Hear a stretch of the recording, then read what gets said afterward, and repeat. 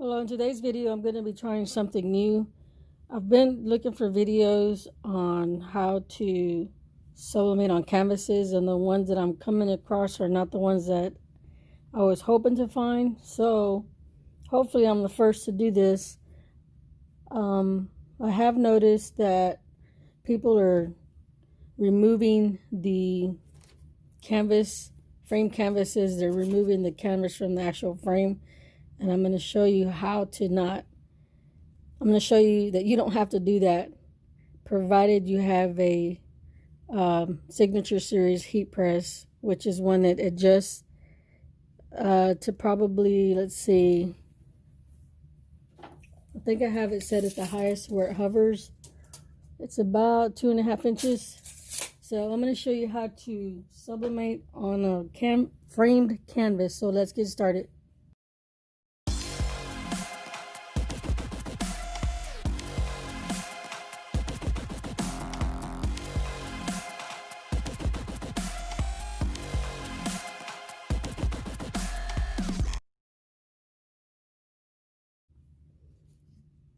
So what I'm using right here, so that I have, whoa, sorry, almost knocked the camera over, because I want to have I want this to be flat, and I want to make sure that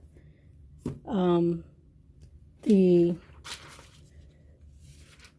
pouches that I'm using, I want to make sure that it adheres perfectly. So what I'm going to do is I grabbed a stack of cardstock, and I got just enough to where it's flush. So I'm waiting for the heat press to reach 400, and I'm going to tack this down. It's going to overlap. I don't want to have too much to cut out. Either way, it doesn't matter, because you still have to cut out the edges. It's not gonna, it does overlap. So I'm using 2 pieces and shiny side up on these pouches. And the pouches that I'm using, Swingline thermal laminating pouches. And this is a 100 pack. It's 3 mil thickness. And there's a product number if you need it. I think I have a link. I'm not sure. If I don't, I'll find it and add it. But I'm going to use 2 sheets, and I'm going to do it at 400 degrees, and I'm going to tack it for, I think I'm going to do like 15 seconds just to see how it does. I have seen other videos on, flat canvases, but again, this is framed. I'm not removing the canvas.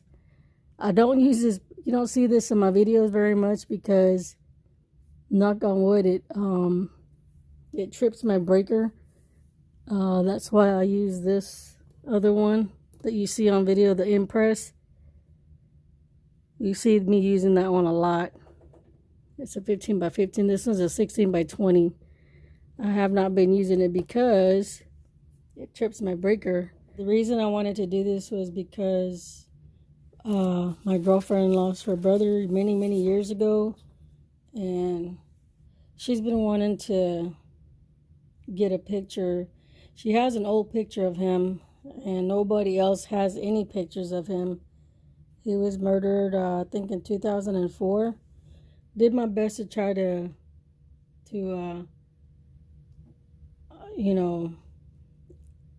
make it look good. I mean, I did the best I could. It's an old picture. It's not the best picture, but anyway, I wanted to surprise her, and this is actually an experiment, so I don't know if it's going to be a fail or not. It doesn't matter. I got a bunch of canvases. If it works out, I'm going to print a bunch for her family, and go from there. This is sublimation again, so of course it's going to look dull. This is him.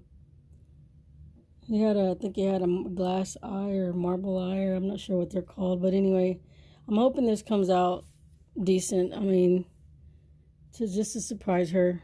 So kind of an experiment, and hopefully, I'm pretty sure it's gonna work. I just wanted to make a video on sublimating full framed canvas. I think we're okay to go ahead and start. I'm just gonna shift the paper, the stack of paper. Crap.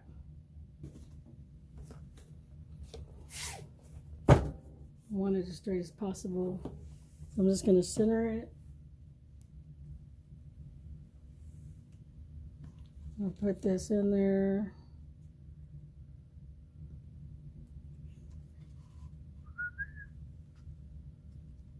You know, I was wondering the other day, how come I don't whistle anymore? And I just realized when I use this machine, I whistle.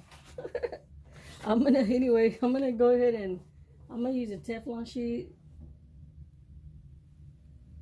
just to see how it does. I'm gonna tack it down for 15 seconds. See how that goes. Firm pressure. See it trip. I went ahead and just let it sit.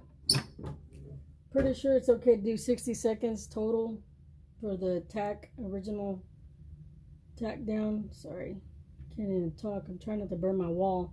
I think it's okay to do 60 seconds.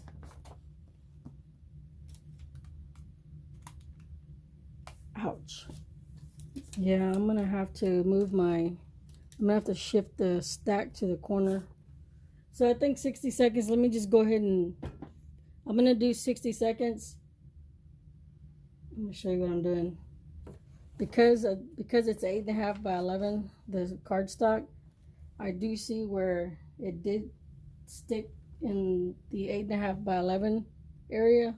So I'm gonna shift it to the corner, and then when I'm ready, I'm gonna shift it to the other side just so it sticks to the corner. I'm gonna do the same to all corners. So I'll be right back. I gotta go reset the darn breaker. Okay, I hope it doesn't turn off again. It probably is. Anyway, the reason I need to find something or get something cut out that's this measurement for the inside, so it is completely flush, so I don't have to go center and then move to each corner like that. Just so I can have one press, I'm gonna make something to make it completely flush. The only reason that I don't mind doing this again is because it's a experiment for me, and because the image is 8.5 by 11, so I'm okay with using a stack of cardstock right now. So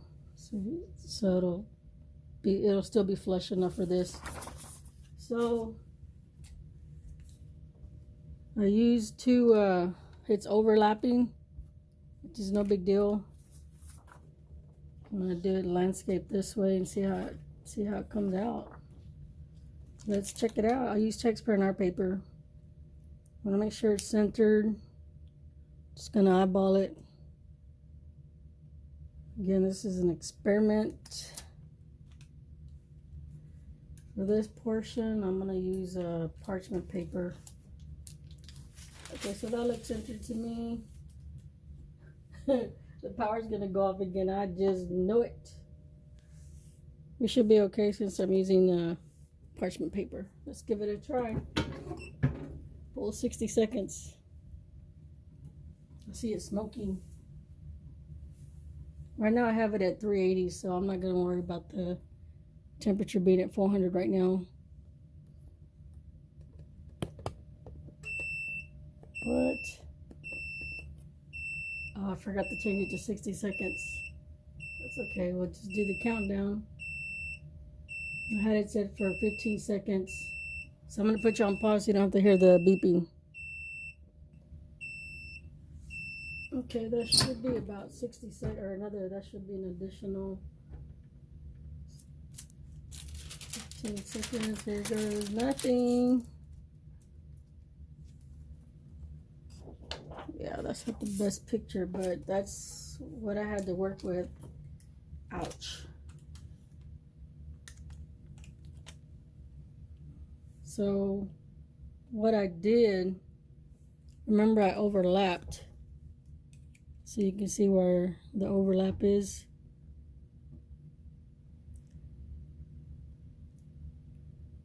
Still looks okay. If I can get some larger size lamination paper, that would be great.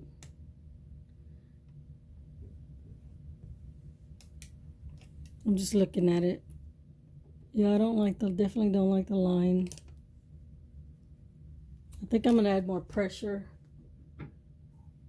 See what happens, just to get rid of those lines. So anyway, here's the final. I'm gonna play with it some more, but here's the final. So what I did, let me adjust my camera. Okay, so what I did, I used the framed canvas. This is 11 by 14, I think so.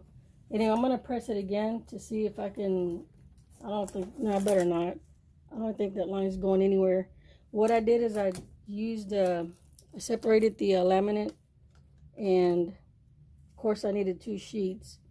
I could have probably just used one because it was 8.5 by 11, but I didn't know how the canvas was gonna do with the heat.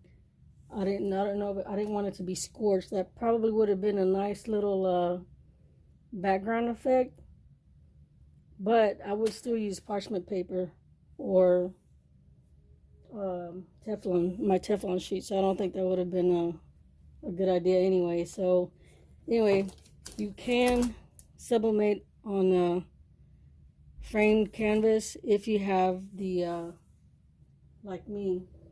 Turn it off. If you have the Signature Series or any press that adjusts to a higher setting. I tried it on this one, but it didn't work. See how this one's like at an angle? Or this is what you call like a clamshell. On this one, it'll hover. So, and it does go up whatever measurement it was that I told you. Hang on a second, let me look. But anyway, it helps to have the a heat press that raises straight and not like a clamshell. And this one's about 2.5 inches straight, if that makes sense, unlike the clamshell. So if you have a heat press like this, you definitely can sublimate on the framed canvas. That's all I have for now. I hope you enjoyed this video. Until next time.